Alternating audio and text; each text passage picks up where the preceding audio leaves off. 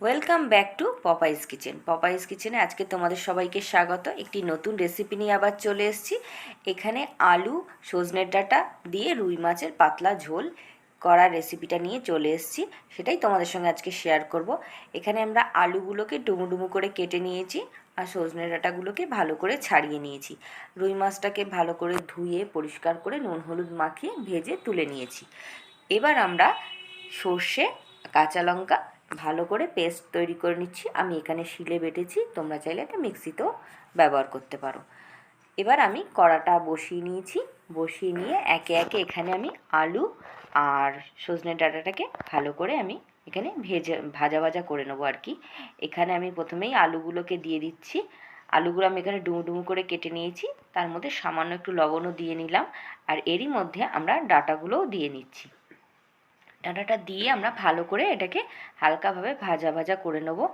আর এরই মধ্যে সামান্য একটি হলুদ গুঁড়োও আমরা দিয়ে নিলাম। দিয়ে এটা নাড়াচাড়া করেই আমি এর মধ্যে যে আমরা বেটে রাখা পেস্টটা তৈরি করেছিলাম মশলার, ওই পেস্টটাও আমরা দিয়ে দিচ্ছি।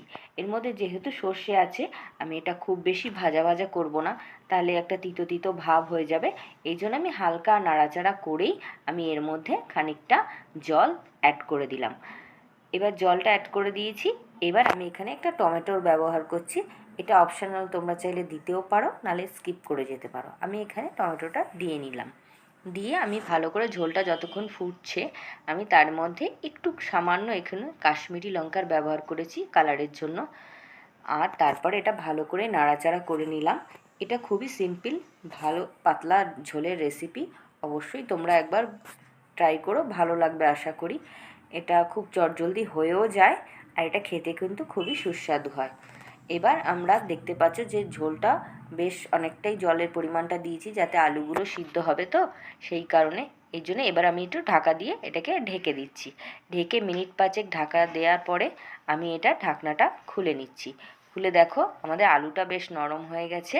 এরই মধ্যে আমরা এবার একে একে ভেজে রাখা যে মাছগুলো, ওগুলো আমরা এর মধ্যে দিয়ে নেব। এবার আমি এখানে একে একে মাছগুলো দিয়ে নিচ্ছি।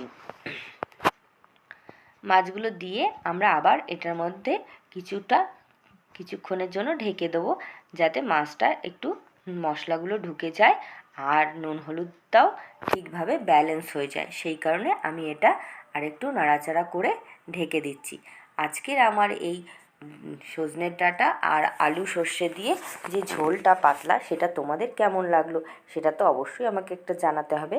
তার জন্য অবশ্যই তোমরা কমেন্ট করো কার কীরকম লাগে, বা সজনে ডাঁটা কে পছন্দ করো সেটা কমেন্টে জানিও। আর আমার নিত্য নতুন রেসিপিগুলো যদি তোমরা দেখতে চাও, তাহলে অবশ্যই আমারকে একটা সাবস্ক্রাইব করে দিও, পাশে থাকা বেল আইকনটি প্রেস করে দিও, নোটিফিকেশান তোমাদের সবার আগে পৌঁছে যাবে। আর এইভাবেই আমার পাশে থেকো, আমাকে সাপোর্ট করো। আজকের মতন এই রেসিপি এই পর্যন্তই।